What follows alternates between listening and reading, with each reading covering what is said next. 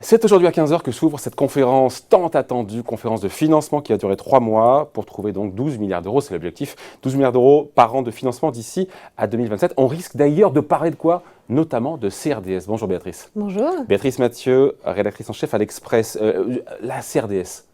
On la paye, la CRDS? non mais on la paye parfois même sans le savoir. Mais la plupart des Français, d'une part, vous demandez, ils ne savent pas ce que c'est la CRDS. Alors c'est une petite ligne, hein, reprenez votre fiche de paye, donc c'est une petite ligne qui est coincée entre la CSG, en dessous des tickets restaurants pour ceux qui en bénéficient, et puis bien au-dessus du prélèvement à la source. Donc c'est une petite ligne, mais qui quand même rapporte 7,5 milliards d'euros cette année. Tous les ans, et puis c'est comme ça tous les ans. Hein. Oui, c'est grosso modo comme ça tous les ans. Un petit milliard. Alors elle s'appelle CRDS, ça veut dire quoi? Contribution au remboursement de la dette sociale. Voilà. Alors, effectivement, aujourd'hui, les partenaires sociaux se réunissent au CESE pour 3 mois de palabres. Pour 3 mois de palabres pour trouver le cocktail de mesures qui va ramener les comptes du système de retraite à l'équilibre. Et dans ce cocktail de mesures, il y en a. C'est le cas de l'UNSA, mais aussi de la CFDT, qui dit « Mais attendez, il y a une petite recette financière qui doit théoriquement disparaître en 2024.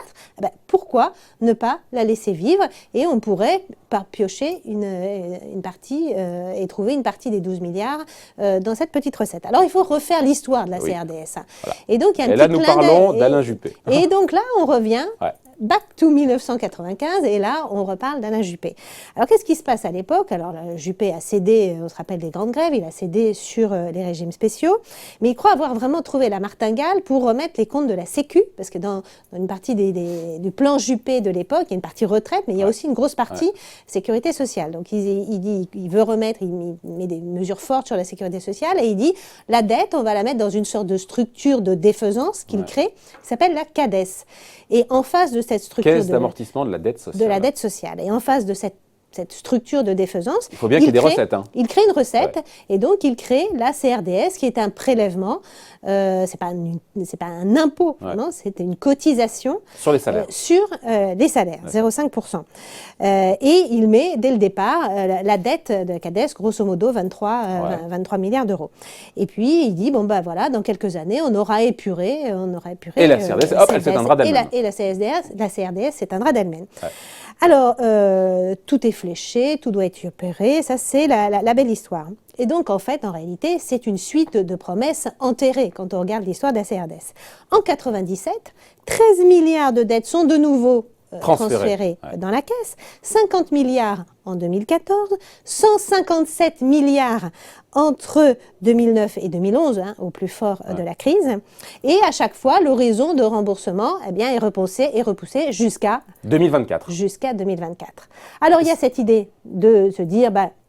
on pourrait ne pas éteindre la CRDS et puis utiliser cette cotisation en fait à autre chose. Sauf que d'autres aussi imaginaient un autre futur pour cette cotisation. C'était le cas de Dominique Libault quand il a remis son rapport sur la question de la dépendance. Puisqu'il dit à l'horizon 2030, il faudra trouver 10 milliards d'euros chaque année. Et donc lui-même avait dit, Dominique Libault, c'est le président du Haut Conseil de financement de la protection sociale. Et quand il a rendu son rapport au printemps dernier, il a dit on peut réutiliser cette ressource pour trouver au moins 6 milliards et boucler le problème de la dépendance. Et la CRDS est tout trouvé. Et la CRDS est tout trouvé. En même temps, quand on regarde les comptes de la sécurité sociale, tout ce qui s'est passé pendant la crise des Gilets jaunes ont redégradé les comptes de la sécurité sociale et une nouvelle dette est en train de s'enfler. Donc rien ne dit que l'extinction programmée de la CRDS sera bien en 2024. De toute façon, on va la repousser encore dans le temps. Il est possible. Et sur la dette sociale, elle est toujours là. Dans le projet de loi de finances de la sécurité sociale, dans les annexes, et il faut chercher dans les annexes, on voit qu'à l'horizon 2023, on devrait avoir encore une dette de la sécurité sociale de 23 milliards.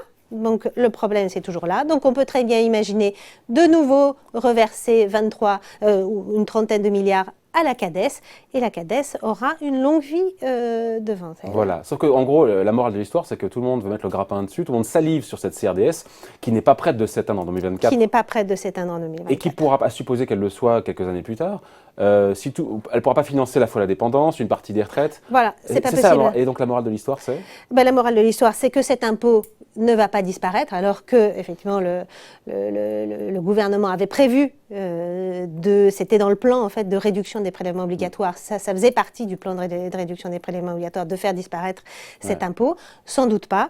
Mais la morale de l'histoire, c'est-à-dire qu'après tout, finalement, les cyniques ils pourront toujours dire les Français ne savaient même pas qu'ils la payaient, donc c'est relativement indolore. Donc pourquoi leur enlever un truc dont on ne sait même pas qu'on le paye? Et puis la morale aussi, c'est peut-être que quand on crée un impôt, c'est difficile. C'est difficile, très difficile de l'enlever. Voilà.